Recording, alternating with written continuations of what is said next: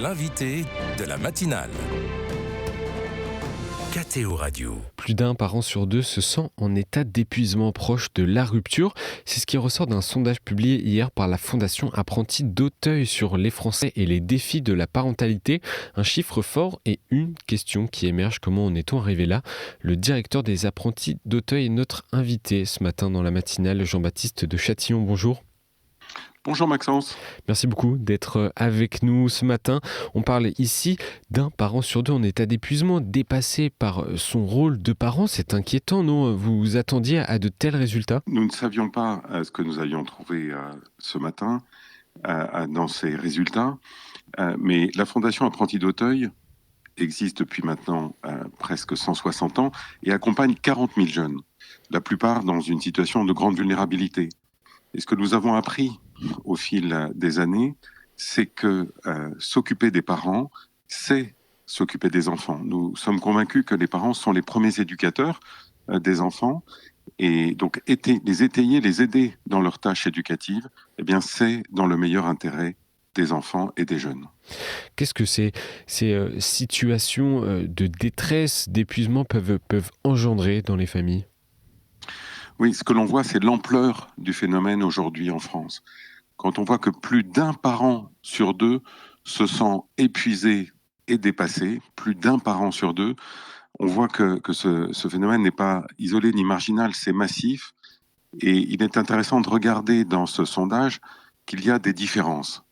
En effet, avec 53% donc, qui se disent sentir dans un état d'épuisement, il faut voir que c'est 10 points de plus si l'on est un homme. Excusez-moi, si on est une femme, c'est 10 points de plus. Si on est une femme, c'est 10 points de plus si on est en situation de précarité. Et c'est vraiment marquant de voir que, bien sûr, si on est une femme isolée, puisque si on est isolé, si on est un parent isolé, c'est encore 10 points de plus pour cette situation, pour ressentir cette situation où on est au bord de craquer. Donc, la combinaison pour une femme isolée en situation de précarité est absolument dramatique. Nous avons décidé maintenant depuis plusieurs années de venir étayer ces parents, bien sûr les parents isolés, mais tous les parents avec des dispositifs innovants, parce que on voit que d'aider ces parents, c'est à la fois une prévention, mais c'est aussi pour les jeunes que nous accueillons véritablement leur permettre de se relever. Vous parlez justement des femmes et des mères célibataires et dans la précarité. Cela pose la question même de façon générale de la répartition des responsabilités dans une famille, dans un foyer. Oui, mais malheureusement, on voit aujourd'hui, on sait que la proportion de parents isolés a très nettement augmenté ces dernières années. Un quart des familles aujourd'hui se trouvent dans cette situation, mais c'est surtout la combinaison avec la précarité qui fait des ravages, qui peut conduire à des placements, à des pertes de logement et surtout à une perte de confiance en soi pour les parents. Les aider, c'est leur rendre le pouvoir d'agir sur leur propre vie, mais aussi d'être présents auprès de leurs enfants. Quelle lecture, quelle analyse globale faites-vous des résultats de ce sondage ? Ce sondage nous permet de voir à quel point c'est une priorité pour notre société d'intervenir auprès de ses parents pour venir les aider. Beaucoup ne sont absolument pas en situation de pouvoir assurer leurs tâches éducatives.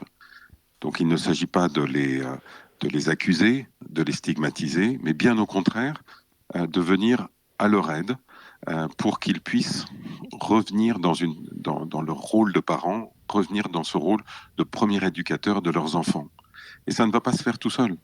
Ça ne doit pas se faire tout seul, c'est pourquoi nous les accompagnons, nous leur faisons des propositions dans des dispositifs qui leur sont consacrés, et toutes ces actions de parentalité portent vraiment des fruits magnifiques au quotidien. On le voit et on peut l'évaluer dans nos dispositifs. Vous parlez de ces dispositifs, parlons-en. Vous parlez de quels dispositifs spécifiques pour accompagner ces parents ?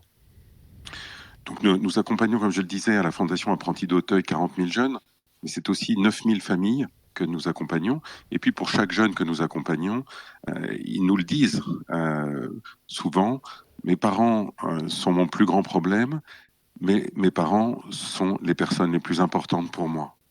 Donc les remettre dans la relation éducative avec eux, c'est les aider. Nous le faisons à travers des dispositifs qui se sont développés au cours du temps en les écoutant. Et ce sont des exemples concrets qui maintenant existent en France depuis plusieurs années et que nous développons. Par exemple, des maisons des familles. Maisons des familles, c'est un lieu d'accueil inconditionnel où des parents, parfois en situation, comme je le disais, de précarité, des parents seuls, des femmes, mais aussi des couples, peuvent venir sans avoir à s'inscrire, sans avoir à réserver, sans avoir à être examinés et sans aucun jugement, venir trouver un lieu de répit, un lieu de solidarité, un lieu de fraternité. La première façon d'étayer ces parents en grande difficulté, c'est de créer une communauté solidaire, de créer un lieu où ils reprennent confiance en eux parce que pas de jugement, où ils peuvent se ressourcer. Et une maman me disait un jour, c'est un endroit où je ne suis pas jugé, c'est un endroit où je peux pleurer. Et puis c'est aussi pratiquement un endroit où un enfant peut être gardé par un éducateur ou être avec d'autres enfants, d'autres familles. Vous Donc, constatez, vous constatez une augmentation des besoins, en tout cas des attentes des parents ces dernières années pour ce type d'accompagnement? oui, parce que l'on voit un désarroi grandissant et ce sondage nous le dit aussi aujourd'hui, c'est que la proportion de parents au bord de l'épuisement, avec le sentiment de ne pas être un bon parent, 62% des femmes ont le sentiment de ne pas être un bon parent. Et ça, c'est dramatique, parce que bien sûr, la, la plupart peuvent et sont des bons parents, mais ont, à travers ce sentiment d'épuisement, des moments où ils craquent. Nous avons créé un dispositif qui s'appelle Coup de pouce 92 pour ces cas de figure.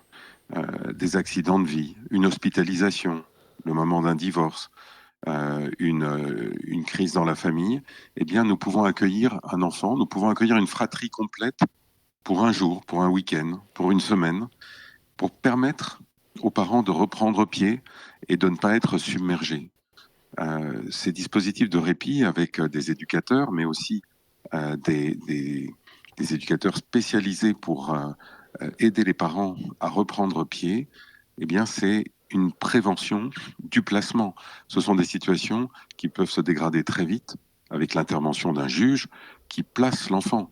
Et ça, c'est vraiment, à chaque fois que nous pouvons l'éviter, une victoire. On constate aussi aujourd'hui dans notre société le manque pour beaucoup de parents d'une transmission de la façon d'être parent, d'une présence de leurs propres parents. C'est un constat également que vous pouvez observer? On observe que certains parents, par le délitement du lien social ou par leurs propres accidents de vie ou des parcours migratoires, n'ont pas de référence proche de rôle de parent. C'est pourquoi ce besoin de soutien à la parentalité augmente aussi dans notre société et à chaque fois que nous pouvons les mettre en situation de reprendre confiance en découvrant les gestes, les attitudes, en étant aidés, c'est une chance à la fois pour eux, mais bien sûr pour leurs enfants. Nous avons créé des crèches que nous développons en France, mais alors des crèches vraiment d'un format très très particulier. Dans une famille éclatée, une femme peut se retrouver seule avec des enfants du jour au lendemain et avec une grande difficulté à s'insérer professionnellement. Bien, dans ces crèches, nous ouvrons, dans une crèche à Strasbourg en particulier que je viens de visiter, nous ouvrons à 5h30 le matin, nous fermons à 22h le soir pour s'assurer que un travail qui est souvent en horaire décalé pour ces personnes eh bien, puisse être accessible. Nous avons dans ces crèches pas seulement des puériculteurs et des puéricultrices, mais aussi des éducateurs pour ces jeunes enfants et des éducateurs qui aident les parents dans leurs tâches de parentalité. Ça peut être des petites formations, par exemple au coucher, Ah oui, pour coucher les enfants, il y a certains gestes à faire. Il faut commencer par éteindre la télévision. Il y a des choses à redécouvrir avec ses parents pour les aider à être vraiment au cœur du projet éducatif de leur enfant. Et s'ils Jean-Baptiste perdent... de Oui. Châtillon, je voulais vous poser une question. Pourquoi la santé mentale des parents reste un sujet assez invisible aujourd'hui? On le voit à travers ce sondage, on n'en entend pas beaucoup parler aujourd'hui. Pourquoi c'est un sujet dont on ne parle pas? C'est un sujet dont on parle peu, mais nous y sommes confrontés, nous, sur le terrain, avec une grande régularité, parce que le sentiment de ne pas être un bon parent, le sentiment de ne pas être à sa place, le sentiment d'épuisement, oui, conduit aussi à des troubles, à des troubles psychiques parfois, mais lorsque nous pouvons entourer ses parents, eh bien, on voit on les voit revenir au cœur de cette relation, on les voit être goûter cette joie d'être un bon parent à nouveau. Nous avons des psychologues dans nos dispositifs qui peuvent intervenir, mais nous sommes souvent confrontés à un manque de soutien médical autour de ces parents. Ça va être l'objet de ma dernière question. La baisse de la natalité est aujourd'hui à un niveau historiquement bas. Ce rapport montre en outre la détresse d'une partie des parents aujourd'hui dans notre société. Comment soutenir la parentalité en France? Quelles mesures concrètes et efficaces de politique familiale faudrait-il selon vous? Alors je pense que le- on sait qu'il y a peu de réponses économiques pour stimuler les naissances. C'est vraiment une question de société qui va très au-delà de la société française. Par contre, ce dont je suis sûr, c'est que de créer les conditions pratiques pour les parents de trouver ce soutien, d'être étayés dans leur tâche éducative, ben ça c'est quelque chose dont on sait par l'expérience des années passées et dans les pays qui le pratiquent, d'avoir des lieux d'accueil, ces lieux de fraternité dont je viens de parler, ces lieux de solidarité.